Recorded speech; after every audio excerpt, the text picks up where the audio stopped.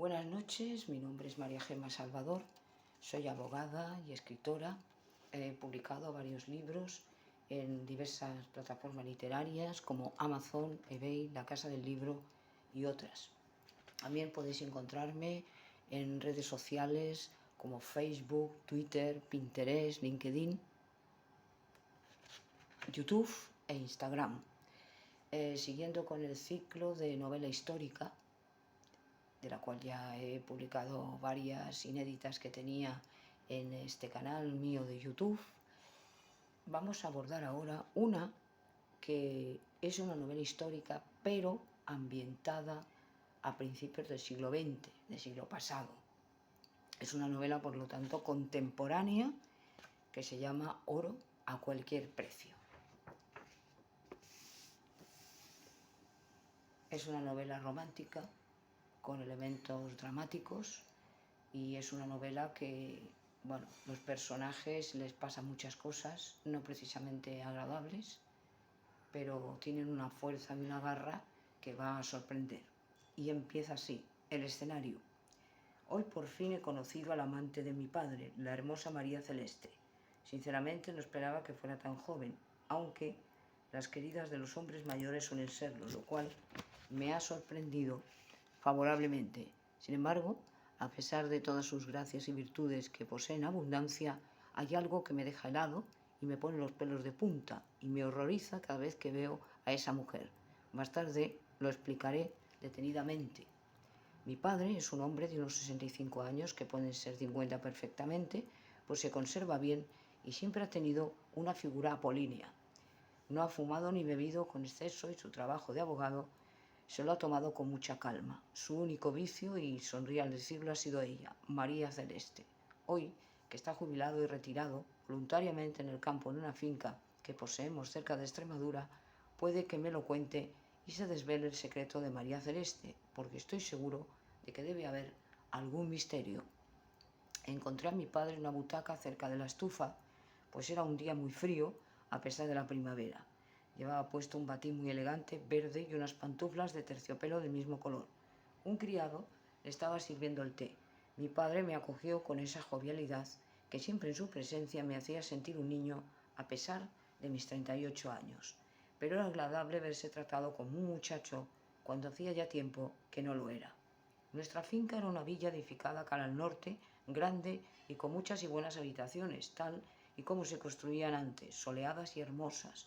También gozaba de buenas vistas al campo, con un jardín y un huerto donde se cultivaban productos de la huerta con los que no nos hacía de falta la comida abundante, no nos había de falta la comida abundante y sabrosa, tanto en verano como cuando corría el cierzo y obsequiábamos a nuestros amigos y huéspedes que venían a visitarnos con frecuencia, pues mi padre era muy querido y respetado tanto por sus arrendatarios como por todos los que le trataban. La casa la había heredado mi padre de sus bisabuelos. Mi padre era conde. Mi querido muchacho, qué gusto verte por aquí. Pasa, pasa, llegas a tiempo de tomar el té. Dentro de un rato vendrá su eminencia, el obispo, no sé si te acordarás de él.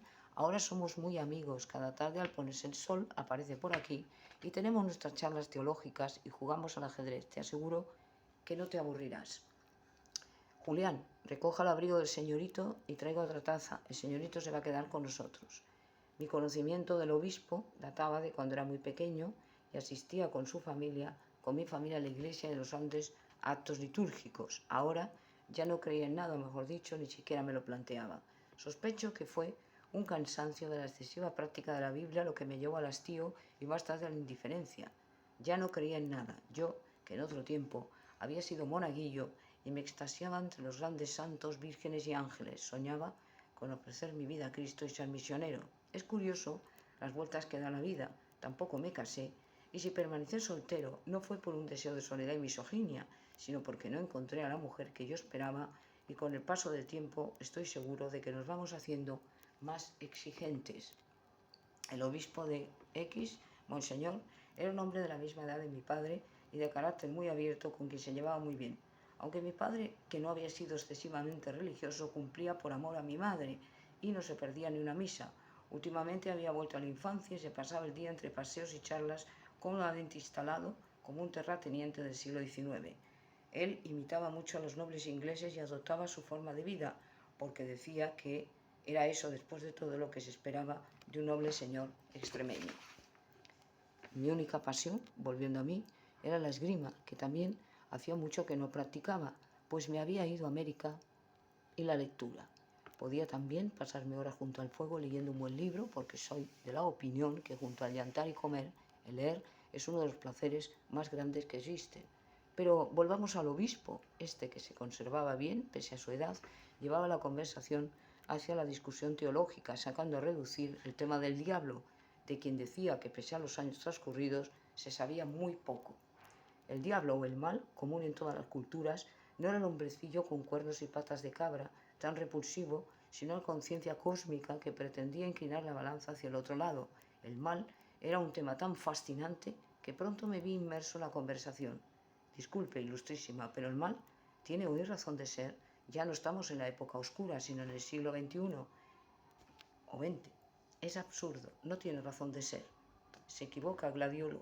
Yo olvido decir que me llamo Ginés, pero como de pequeño siempre me gustaban los gladiolos, me pusieron ese sobrenombre y así me quedé para los de la casa, aunque fuese ridículo ese nombre a mis años. Pero el volverlo a oír después de tantos años hizo que me emocionara y me pregunté si es que no estaba ya cerca de la vejez, aunque eso era un absurdo todavía.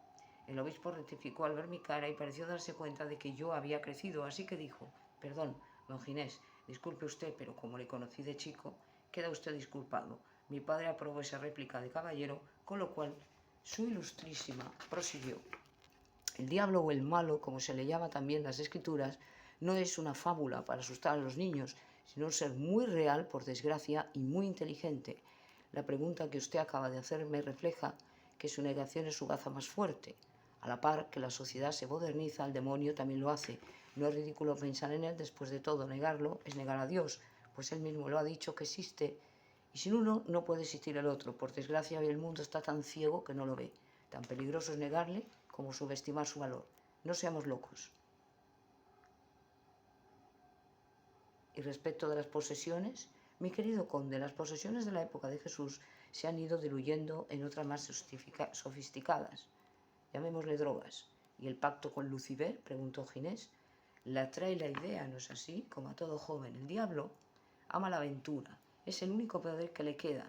Desprovisto de todos sus poderes, le resta tentar al hombre para que no vaya a Dios. Seduce a los jóvenes porque son los más débiles. Yo conocí un caso así y su señor padre también. Y ahora que sois mayor, creo que es hora de que sepáis toda la verdad. Si me disculpa, su ilustrísima, voy a ordenar unos libros. Quédate, hijo mío, y aprende. Monseñor es un sabio, dijo mi padre. Yo no diría tanto, dijo el aludido. Sospeché que la verdadera razón por la cual mi padre había abandonado la estancia era porque no quería ser testigo de aquella conversación. Mi curiosidad aumentó. El caso se llamaba Vilarín y fue muy famoso en su época. Raúl Vilarín era el único hijo de una rica familia de comerciantes. A los 20 años se quedó sin padres, dejando una gran fortuna. Los parientes, temerosos de quedarse sin nada, le internaron en un sanatorio, donde enloqueció y una noche se escapó y empezó a cometer crímenes hasta que se descubrió quién era. Decían que había hecho un pacto con el diablo a cambio de la recuperación de su fortuna. El joven se comprometía a matar y entregar almas al diablo. Un suceso interesante, ¿no? Su padre, el señor conde, lo llevó. Conocía a Vilarín, habían sido íntimos. Debió ser un golpe terrible para mi padre. Sí lo fue, para todos nosotros. Antes de morir, Raúl tuvo una hija con una muchacha a la que consiguió engañar. Raúl Vilarín era muy apuesto o inteligente. Esa niña que aún vive es la bella María Celeste. Muy curioso, imagino que mi padre la conocía. Sí, pero no le preguntéis nada, don Ginés. El conde es una tumba en ese respecto y a mí tampoco. Soy un sacerdote siempre. Ego sum sacerdos in eternum. Lo cual cabría decir que formaba parte del secreto de confesión. Pero, ¿quién era realmente María Celeste? Quise averiguarlo por mi cuenta. Esperaría hasta el día siguiente para intentarlo con mi padre y tal vez tuviera suerte. Mi padre bajó a tomar el desayuno muy pronto en la cocina. Desde que no trabajaba, dormía poco, era algo que a todos los viejos les ocurre. Saqué la conversación con tacto, pero mi padre se mostró poco comunicativo. Era algo que le dolía mucho. Me enteré después que ella le había abandonado para casarse, pero eso fue mucho después de su relación. Lo único que dijo fue que María Celeste era una niña adorable que trabajó con él nada más terminar la carrera de leyes y que después se convirtió en algo muy importante en su vida. pero nada más. Ya no quise seguir insistiendo porque sabía que eso le estaba haciendo daño. Mi curiosidad se desvaneció por el cariño, pero no murió del todo. En el restaurante La Fonda del pueblo, el más caro de todos y exclusivo, encontré a alguien que sí había conocido a la enigmática María Celeste. Él era el dueño del local, un hombretón de pelo cortado al cepillo y ojos verdes. Cuando le hablé de ella, se suavizaron sus rasgos. María Celeste, sí, la recuerdo muy bien. ¿Cómo no iba a hacerlo? Una hermosa joven de pelo oscuro y ojos claros. Pero creí que era rubia. Estoy hablando de mucho antes, cuando solo tenía 16 años y solía venir aquí con su madre. Comía en una mesa apartada. La madre hacía esfuerzos para que su hija fuera a la universidad y se casara con un buen chico. Temía que le pasara lo que a ella. Aún antes era ya preciosa. Todos los hombres la mirábamos, pero a lo lejos, como una estatua. Era una chica decente. ¿Era? Sí. Luego cambió. Murió su padre y su madre. Fue trágico. Los perdió muy seguidos, con una diferencia de 2 años. No, la vida no ha sido muy buena con ella, aunque parezca lo contrario. Después terminó la carrera y se fue a trabajar con su señoría, su padre, de usted. Pero antes hubo algo raro. María Celeste, que era muy comunicativa, aún después de la muerte de sus padres, tuvo un encuentro con una gitana de por aquí, la vieja Mangenta, una mujer que viaja mucho. Las amigas de Celeste, Carmen y Miriam, no quisieron leer su suerte, pero ella se adelantó impaciente y le ofreció la mano derecha. La vieja la miró a los ojos y le dijo que estaba dispuesta a ofrecer por su belleza y juventud eternas.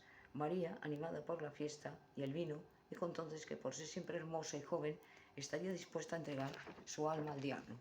Exactamente igual que Dorian Gray. Dorian Gray, continúe, es el protagonista de una gran obra inglesa.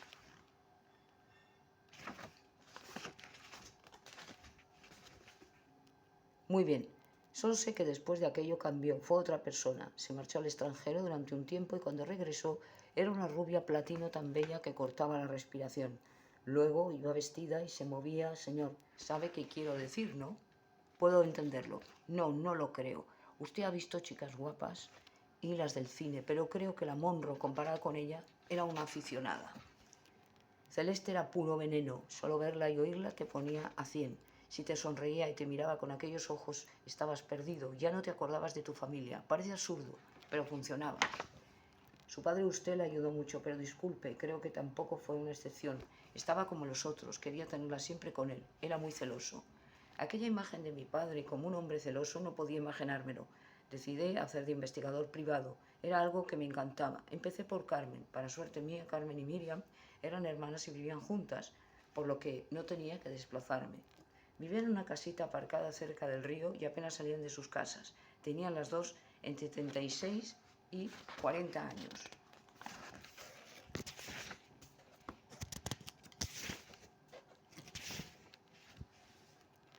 La mayor, Miriam, era pelirroja y muy alta, aunque desgarbada, lo mejor que tenían sus ojos y parecía llevar la voz cantante. Carmen, por el contrario, era bajita, casi diminuta y encantadora. Pero al hablar de Celeste no fueron muchas latanas. Me hicieron pasar una salita muy pequeña, repleta de fotos antiguas. Señor Ginés, don Ginés, conocíamos a Celeste desde la secundaria. Era bonita y encantadora, muy lista, siempre sacaba buenas notas. ¿Cuánto estuvieron juntas? Hasta que cambió. Esa palabra ya la había oído 2 veces y no me gustaba. Percibía un sentido peyorativo. Cambió, tengo entendido que fue una fiesta y allí se hicieron leer El porvenir. Hace tantos años, entonces éramos muy jóvenes, dijo la mayor. Unas niñas, hermana, pero la vieja Mangenta nos dio un buen susto. Le prometió la eterna juventud, un cuento de hadas. Luego trabajó para un abogado y le perdimos el rastro. El abogado era mi padre.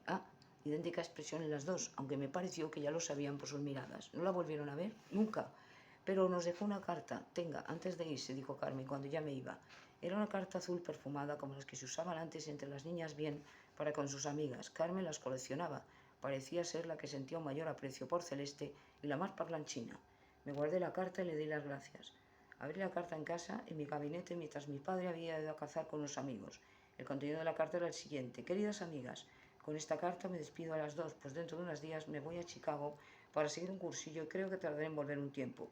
Han sucedido cosas tan extrañas en estos días que ya no parezco la misma.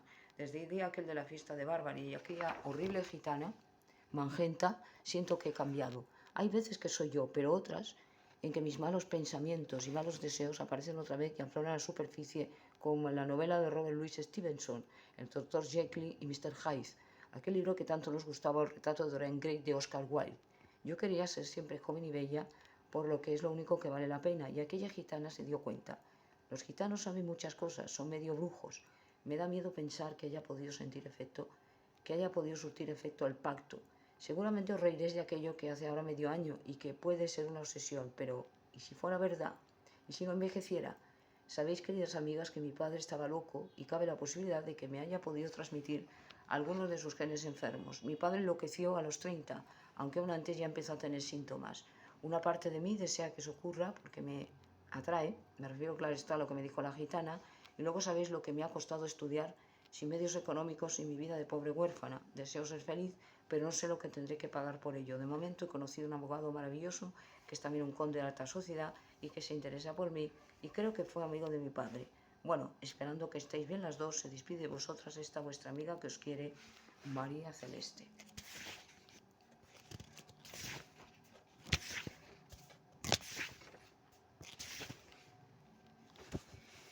Y al leer la carta no vi más que los sueños de un adolescente. Volví otra vez a la fonda y el comedor lleno atrajo mi atención. Felices parejas con niños, posiblemente extranjeros, y pregunté por el dueño. Me alegro de verle por aquí, su señoría. Me daba el tratamiento inglés, seguramente había leído mucho. Quise hacerle otra pregunta sobre María Celeste. Dígame, señoría, dijo el dueño del local con cortesía. He hecho indagaciones sobre María Celeste por ahí y he tenido la suerte de encontrar personas que han colaborado mucho, pero hay algo que me llama la atención. Cuando hablo de ella, todos me cuentan su pasado como si estuviese muerta. ¿Es que no hay nada de ella que contar ahora? No sé si lo sabrá, señor, pero para nosotros, la gente del pueblo, ella es como si estuviese muerta, después de lo que ocurrió con la gitana. Pero ella volvió, ¿no? Sí, pero no era la misma. Estuvo un tiempo por aquí en su casa, vino con dinero suficiente y la rehabilitó. Así vivió durante 2 años. Inés calculó hacia atrás y recordó que hacía unos años su padre había pretextado excusas para ir a la finca. Podía sospechar que había una mujer porque su padre era viudo y no podía pasar sin compañía femenina. Le había contado incluso que de joven, antes de conocer a su madre, se dedicaba a tumbar a las campesinas jóvenes, una adaptación moderna del ius de nocte prima o derecho de pernada vulgarmente llamado. Volvió locos a varios jóvenes, uno que se mató de amor, despeñándose por un barranco con el coche. Ella disfrutaba viendo a los machos detrás de ella, ni los casados estaban a salvo. Los seducía y jugaba con ellos hasta que conoció a Michael, un profesor americano, un escritor que viajaba por España. No tenía tanta fama como Stephen King, pero era un buen escritor de todos modos, aunque no gozaba de una buena cuenta bancaria. Siempre había sido así desde muy niño al morir su padre. Todo empezó aquel año de 1959, el final de los años 50 y en la época de Elvis Presley. Su madre una fanática del rey, pero cuando su marido, Stan, murió al chocar su coche contra un camión, ya no volvió a oírlo nunca más. El pequeño Michael, que entonces tenía 10 años, ya no volvió a verla sonreír. Fue como si su madre, quien entonces tenía 29 años, se hubiese muerto por dentro. Le salieron pretendientes porque Beverly era muy bonita, pero ella se encerró en su viudez hasta 1995. El dinero del seguro les duró exactamente 2 años y después vino el declive. Su madre se puso a trabajar en una lavandería, pero apenas sacaban para vivir. El niño llevaba trajes del Ejército de Salvación y a los 12 años ayudaba a los vecinos a cortar el césped para que le dieran los $24 que les hacían falta para vivir. Pero nunca tenían suficiente y eso que Beverly no era gastadora, pero su corazón empezó a ponerse enfermo y las medicinas costaban caras. El verano era el tiempo mejor para Michael, por las vacaciones de sus amigos. A los 20 años Michael le dijo a su madre que quería escribir. Su madre no dijo nada, pero le miró muy raro, como si se hubiese vuelto loco. Y cuando sus novales empezaron a vender, Michael ya tenía 34 años y un divorcio a sus espaldas. El matrimonio había fracasado por su madre, que se había comportado de forma posesiva y celosa, lo cual hizo que la esposa no pudiera aguantarlo y a los 3 años lo dejó plantado. Era una chica de Bangor, de 28 años, no muy bella, pero sí trabajadora. Eso fue quizás lo que le influenció a la suegra, que se casara con una simple camarera cuando eran tan pobres. Tenía una casa y un coche, pero nada más. Y por Dios, Michael tenía 34 años, ya no era ningún niño. Si seguía así, no iba a llegar a nada.